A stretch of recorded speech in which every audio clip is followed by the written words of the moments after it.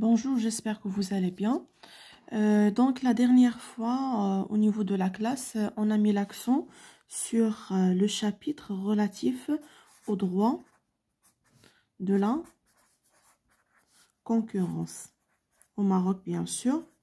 Et ce droit de la concurrence est régi au Maroc par la loi 699 qui a été remplacée, ou qui a été modifiée et complétée par la loi 192. Et on a dit qu'au niveau de ce cours-là, on va mettre l'accent essentiellement sur trois principaux axes. On peut ajouter un quatrième, mais bon, sur trois principaux axes. Le premier, c'est tout ce qui concerne la liberté des prix. Le deuxième, c'est tout ce qui concerne les pratiques anti-concurrentielles. Et le troisième, c'est tout ce qui concerne les pratiques restrictives de la concurrence. Pour la liberté des prix, donc on l'a déjà faite pour les deux classes, mais en ce qui concerne les pratiques anticoncurrentielles, on a dit qu'il s'agit essentiellement de 1, 2, 3 et 4 pratiques. La première, c'est les ententes. La deuxième, c'est l'abus de position dominante. La troisième, c'est l'abus de dépendance économique. Et la quatrième, c'est tout ce qui est concentration économique. Pour une classe, pour les deux classes, on a déjà fait les ententes. Mais pour l'une des deux classes, on n'a pas encore fait l'abus de position dominante. Pour l'autre, si, on l'a déjà faite, mais c'est l'occasion de la reprendre maintenant. En ce qui concerne l'abus de position dominante, ce terme est décomposé de deux principales parties. Il y a l'abus et position dominante, et la somme des deux nous donne une notion juridique très importante. L'abus, ça signifie quoi? C'est le fait d'abuser. Il vient du verbe abuser. Et donc, c'est la mauvaise utilisation. On va revenir à ce terme. Position dominante, ça veut dire qu'il s'agit d'une entreprise qui est forte dans le marché. Ou là, sur le marché. Donc, si je regroupe les deux, abus de position dominante, c'est tout simplement la mauvaise utilisation de la force d'une entreprise. Donc, c'est la mauvaise utilisation de la force d'une entreprise. D'accord? Pour comprendre plus, on va passer à ce que stipule l'article 7 de la loi 192. Pour traiter la notion de l'abus de position dominante, il faut traiter trois principales parties. La première, c'est qu'il faut encore bien expliquer juridiquement parlant la notion de la position dominante, puis expliquer juridiquement parlant la notion de l'abus de position dominante, et aussi se poser la question, est-ce que l'abus de position dominante, l'abus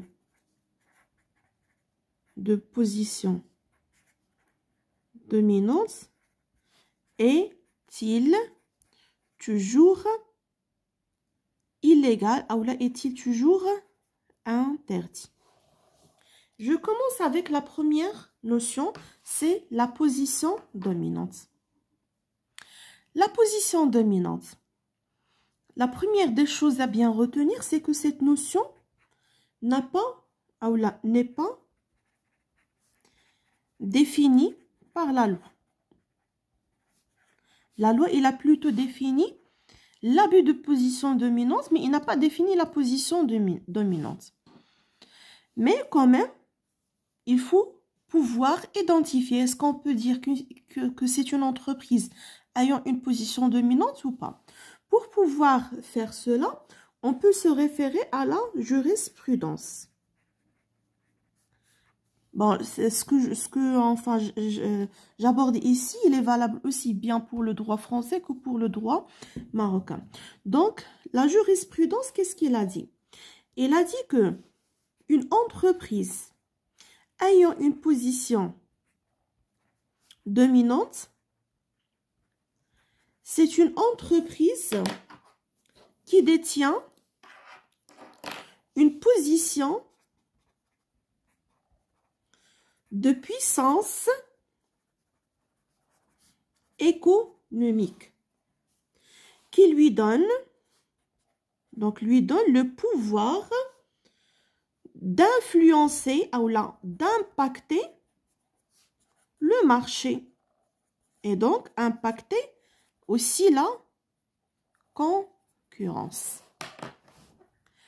Mais la principale question ici, quels sont les critères à retenir pour dire que c'est une entreprise qui a une position dominante ou pas? Il y a de multiples critères. Le premier qui saute aux yeux, c'est la part de marché.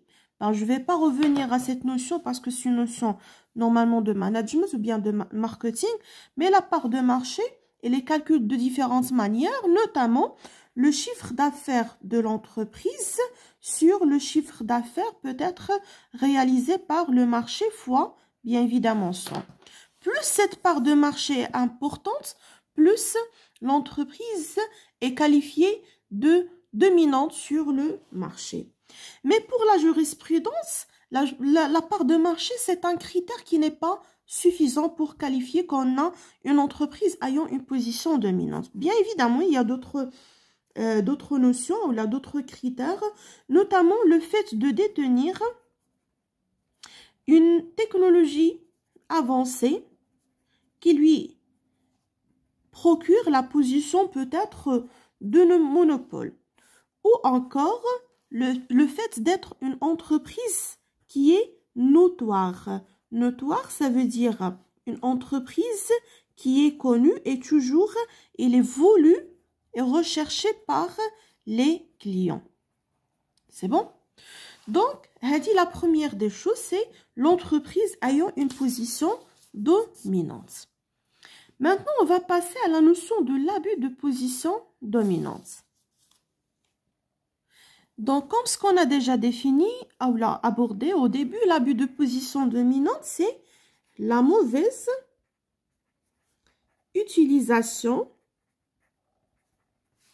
de la force d'une entreprise afin d'influencer peut-être le marché ou la concurrence. Alors, comment, ici la question, comment on va qualifier de la position dominante comme un abus de position dominante? Alors, quand est-ce qu'on dit qu'il s'agit d'une mauvaise utilisation? Le législateur, que ce soit français ou bien marocain, ils ont annoncé ou bien ils ont énuméré, donc le législateur, ils ont énuméré un certain nombre de pratiques, d'accord? Un certain nombre de pratiques susceptibles de constituer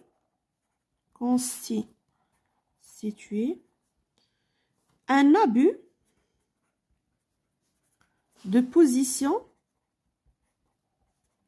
dominante. D'accord? Donc, si l'entreprise, il est forte, il n'y a pas de problème. Mais s'il s'agit d'une mauvaise utilisation, on parle d'un abus de position dominante. C'est quoi cette mauvaise utilisation? C'est le fait de pratiquer un certain nombre, il y a de mettre en place un certain nombre de pratiques.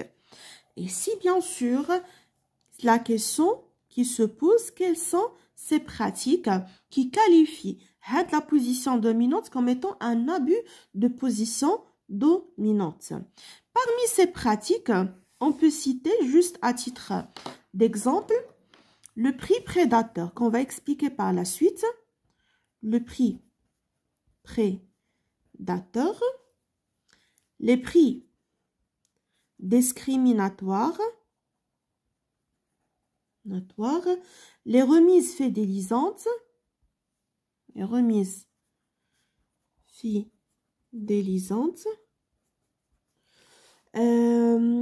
enfin, le dénigrement, il y a aussi le parasitisme, donc je vais écrire ici, le parasitisme. Il y a aussi la désorganisation, et bien sûr, il y a d'autres pratiques. Par la suite, je vais revenir à ces notions pour expliquer chacune d'entre elles. Donc, on a dit ici, position dominante, c'est une entreprise qui est forte sur le marché. Abus de position dominante, c'est lorsque l'entreprise, il met en place un certain nombre de pratiques en bénéficiant de sa position dominante. S'il n'avait pas une position dominante, il ne pouvait pas mettre en place ces pratiques. Donc, on a dit les pratiques, le prix prédateur, prix discriminatoire, parasitisme, désorganisation, ainsi de suite. On va revenir à ces pratiques. Mais la question la plus importante, est-ce que l'abus de position dominante est-il toujours interdit? Est-ce que c'est toujours... l'abus de position dominante toujours qualifié comme étant une pratique interdite ou là qui est illicite.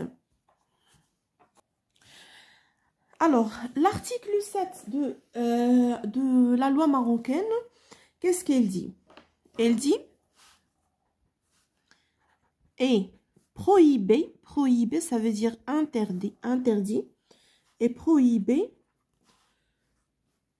l'abus de position dominante, la position dominante est prohibée lorsqu'elle, a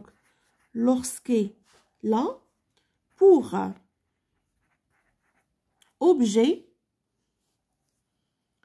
ou pour effet d'empêcher,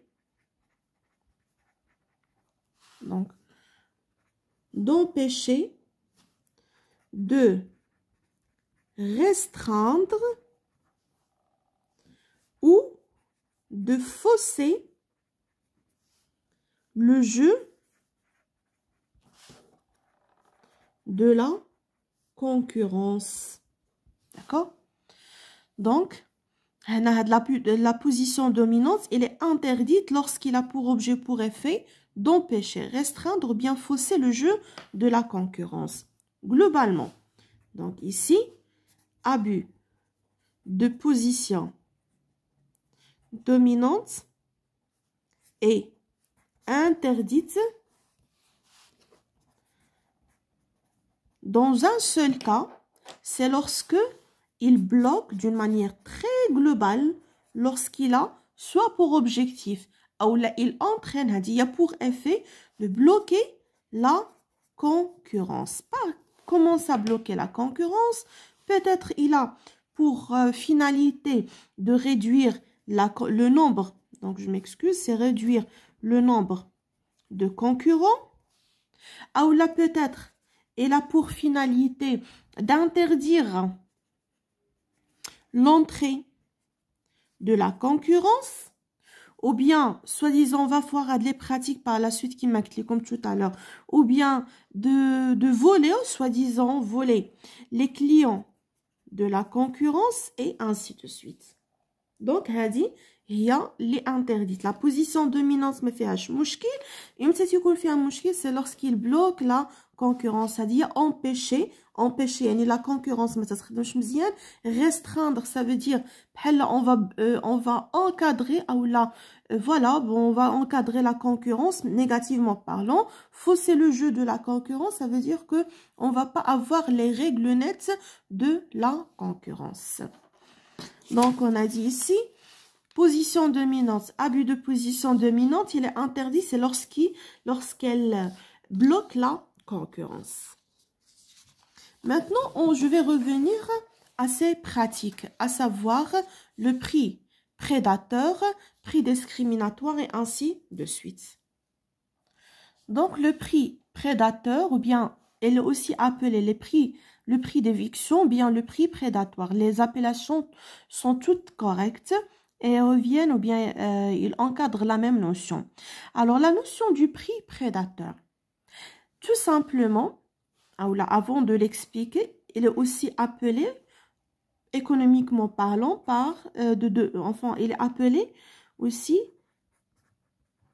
le dumping en économie. Donc, le dumping, la vente en perte, à la perte ou bien en perte. Ça signifie quoi? C'est une stratégie, en fait, oui, c'est une stratégie d'une entreprise qui consiste à évincer les concurrents, donc à dire la définition juridique du marché en fixant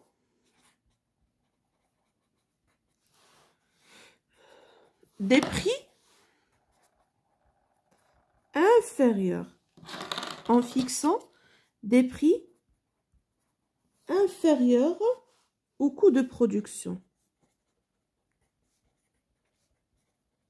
D'accord? L'objectif, donc, c'est le fait de fixer un prix inférieur à la vente en perte. Donc, notre objectif, c'est quoi?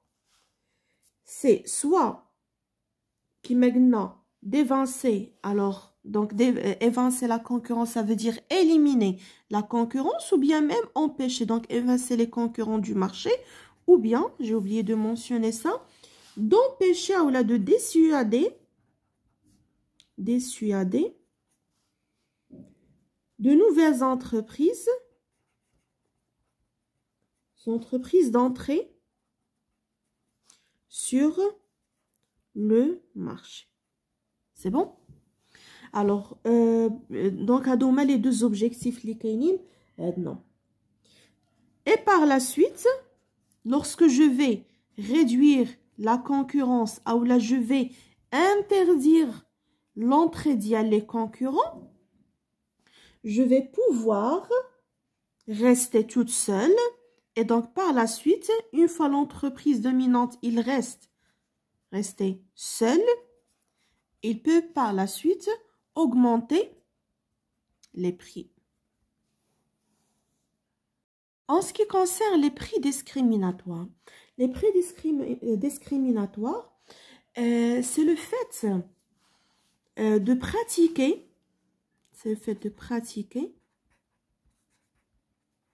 des prix différents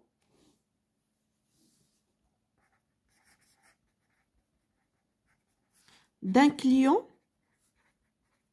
à un autre. C'est bon? Donc, il y a une catégorie de clients pour lesquels j'applique un prix bas. D'autres, j'applique un prix qui est très élevé. Vous allez me dire que peut-être c'est un client qui a acheté plus, ou c'est un client qui est fidèle. C'est pour cette raison qu'on lui applique des prix qui est différent ou là-bas. Mais non, la loi est dit que c'est le fait de pratiquer des prix différents d'un client à un autre avec des commandes qui sont comparables. D'accord? Donc, on a les mêmes commandes, la même quantité, les mêmes produits et tout, mais ici, on pratique des prix qui sont différents. Parfois, c'est interdit. D'accord? En ce qui concerne la troisième pratique, c'est le dénigrement. Le dénigrement, c'est tout simplement le fait de lancer des informations qui sont fausses à propos d'un concurrent afin de toucher à sa notoriété ou à sa réputation. Tout simplement. يعني بحال تخرج des informations اللي ما كاينينش باش les clients peut-être ما يبقاوش يشريو من عند هذاك le concurrent. هذا هو تيتسمى le dénigrement. Et donc la définition juridique qui est donnée, c'est la diffusion. C'est la diffusion publique d'informations. C'est la diffusion publique d'informations relatives aux produits, des informations relatives aux produits ou bien aux services d'une entreprise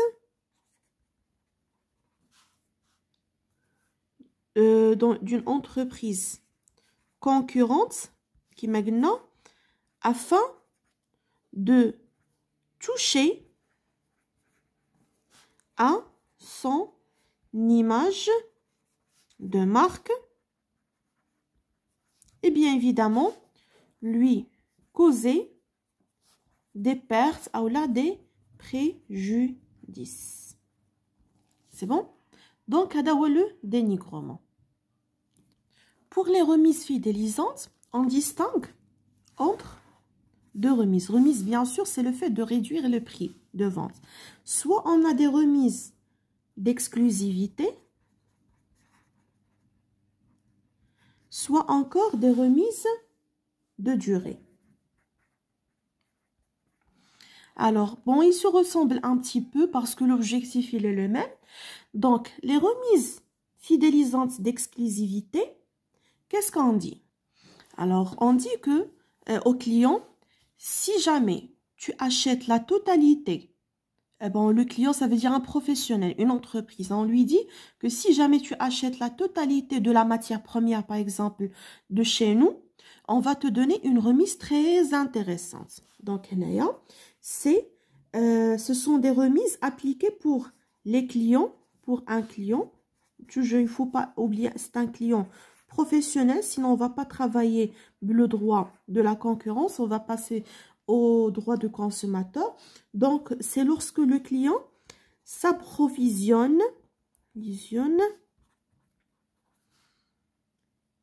pour la totalité ou une partie importante de ses besoins auprès de l'entreprise dominante. C'est bon? Donc, a dit exclusivité. Ça veut dire, ma تمشيش عند les autres concurrents, بقى غير معايا أنايا. Donc, هنايا شنو هو le problème في هاد les remises d'exclusivité?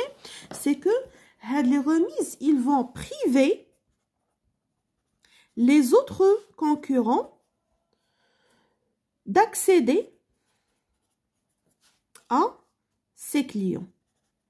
يعني إلا أنت درتي هكا les clients كاملين إوا les autres concurrents مع من غادي يخدموا ils vont pas trouver avec qui travailler. C'est bon?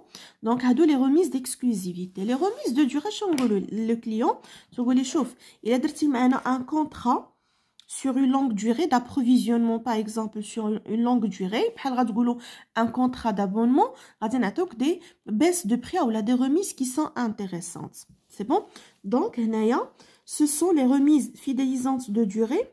Ce sont des récompenses financières, bien évidemment. Donc, c'est le fait de récompenser les clients professionnels, bien évidemment, engagés pour une durée qui est longue. D'accord? Le problème اللي كاين هنا il est ou anti-concurrentiel, c'est parce que إلا انت درتي هاد القضيه ديال غادي دير معنا واحد voilà un contrat sur une longue période, غادي نعطيك des baisses de prix qui sont intéressantes. Les autres concurrents avec qui ils vont travailler ما غاديش يلقاو مع من يخدموا. Et donc هنايا on dit que cela va rendre la conquête de ses clients difficile. Donc la conquête difficile pour les concurrents. C'est bon? Donc هادشي هما les remises fidélisantes, soit d'exclusivité, soit de durée. En ce qui concerne la désorganisation, c'est en fait le débauchage, je vais expliquer par la suite, du personnel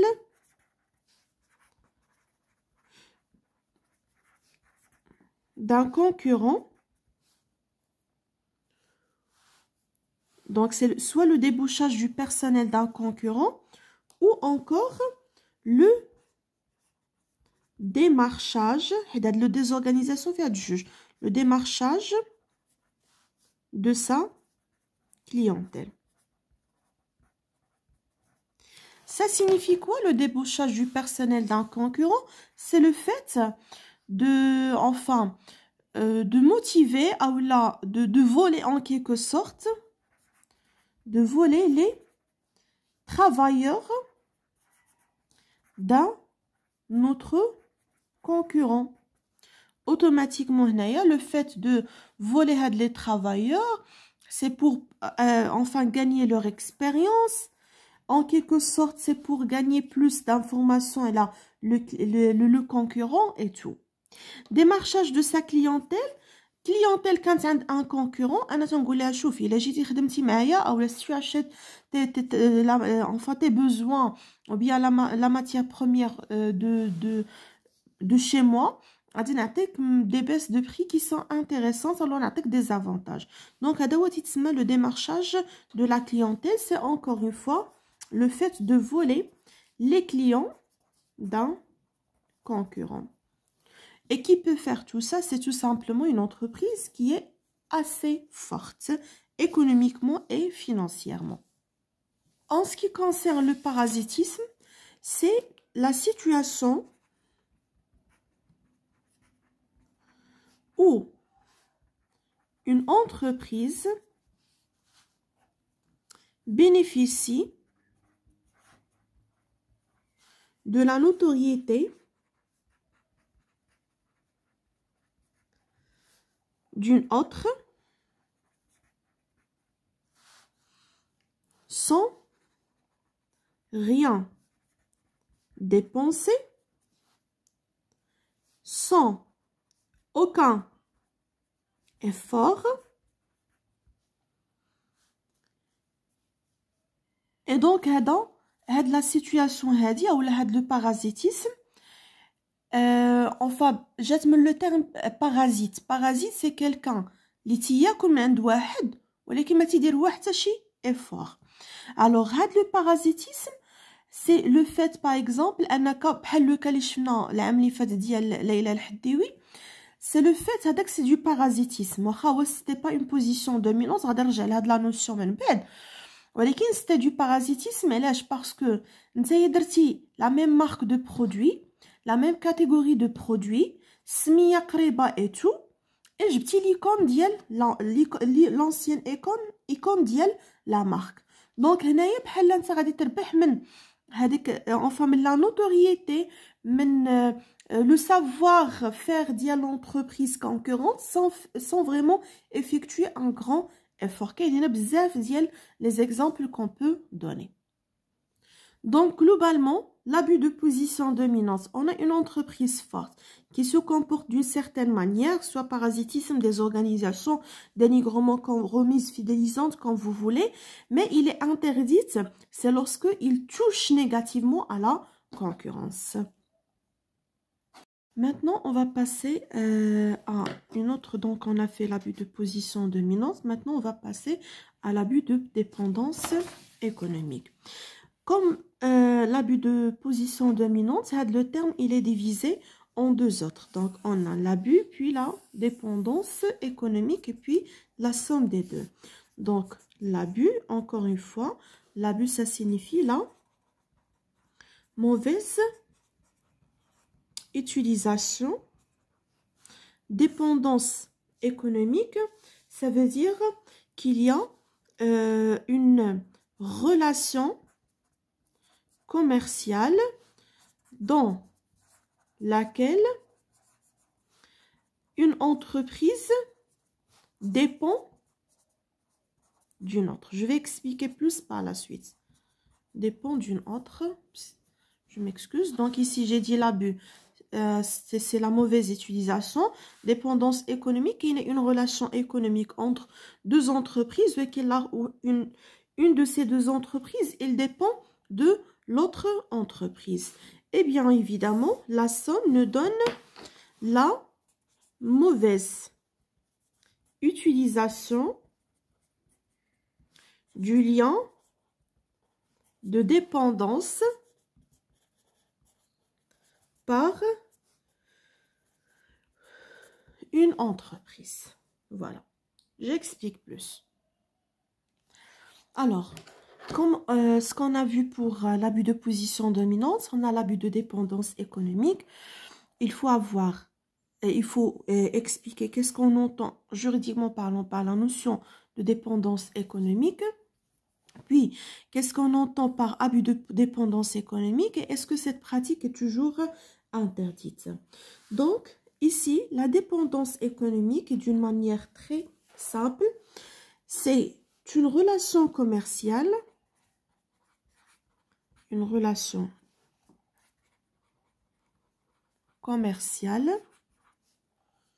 dans laquelle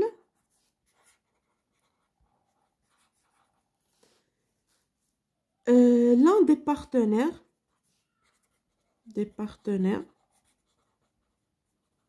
soit c'est un client ou là un fournisseur, ne dispose pas de solution alternative ou là équivalente. Ça signifie quoi?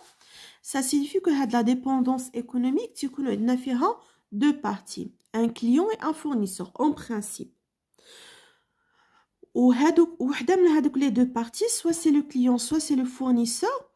Maintenant, si je prends le client, il a le fournisseur, mais donc il ne dispose pas de solution alternative. Il est obligé, il est dans l'obligation de travailler avec le fournisseur.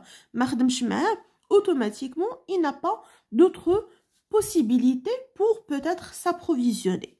Encore une fois, le fournisseur, la même chose. Le fournisseur, il aime avec le client, mais il ne peut pas يبيع آخر ما عندوش فين غادي يبيع. Donc هذه تتسمى la dépendance économique. Donc soi-disant de la dépendance économique, je suis obligée, je suis dans l'obligation qui m'a dit de travailler avec l'autre partenaire. Donc la dépendance économique me fait un problème. Ce qu'on fait un problème lorsqu'il se transforme en un abus de dépendance économique. De l'abus de dépendance économique, c'est tout simplement lorsque la partie forte, de la dépendance, la partie forte à laquelle dépend l'autre partie, utilise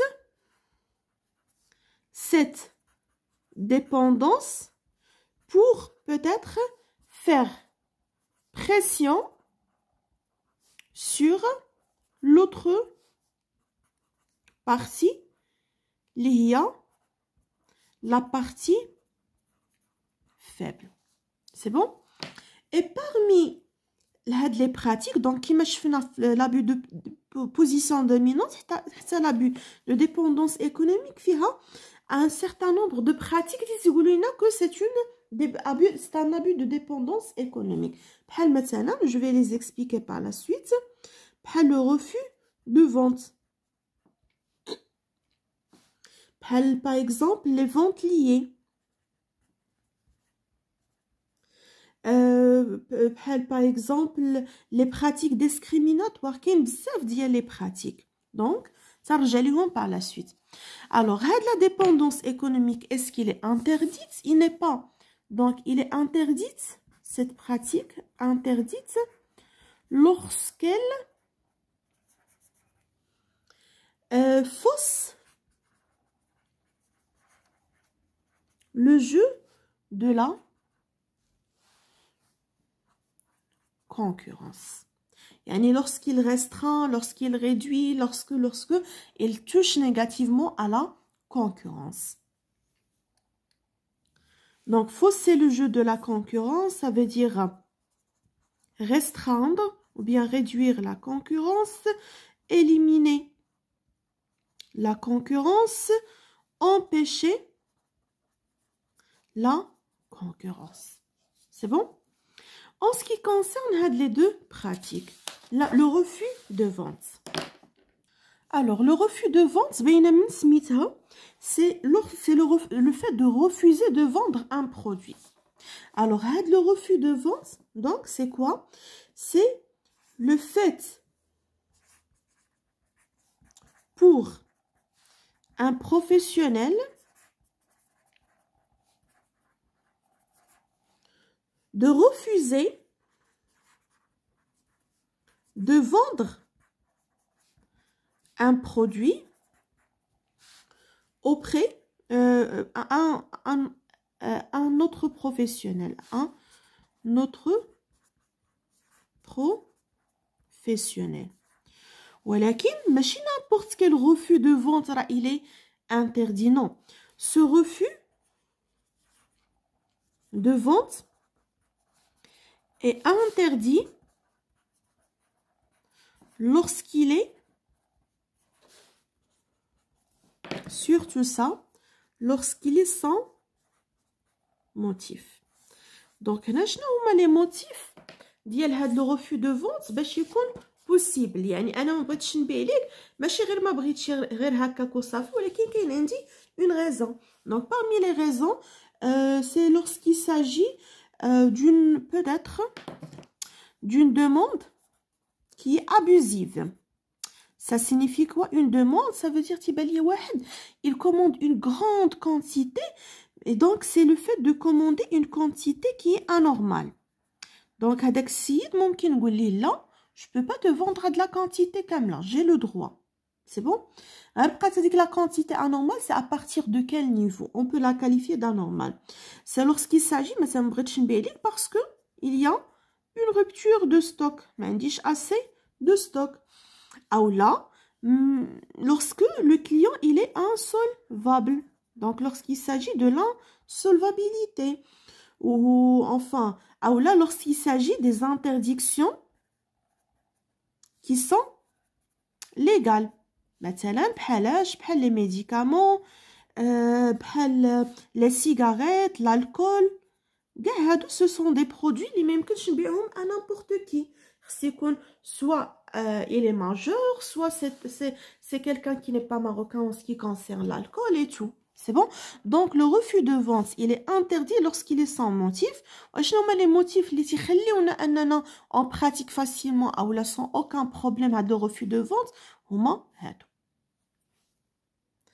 En ce qui concerne la deuxième pratique, l'abus de dépendance économique, c'est ce qu'on appelle les ventes liées. Alors, pour les ventes liées, c'est le fait, c'est une pratique qui consiste à lier la vente d'un produit à l'achat d'un autre produit. D'une manière très simple, si on dit que le stylo bleu, ماشي مشكل. OK, انا ما يمكنش نبيعو ليك الا ما خديتيش معاه حتى لو ستيلو rouge. Donc, c'est le fait de lier la vente d'un produit هذا, يعني بغيتي نبيع ليك هذا خصك تشري من عندي حتى هذا, chose qui est interdite. C'est bon?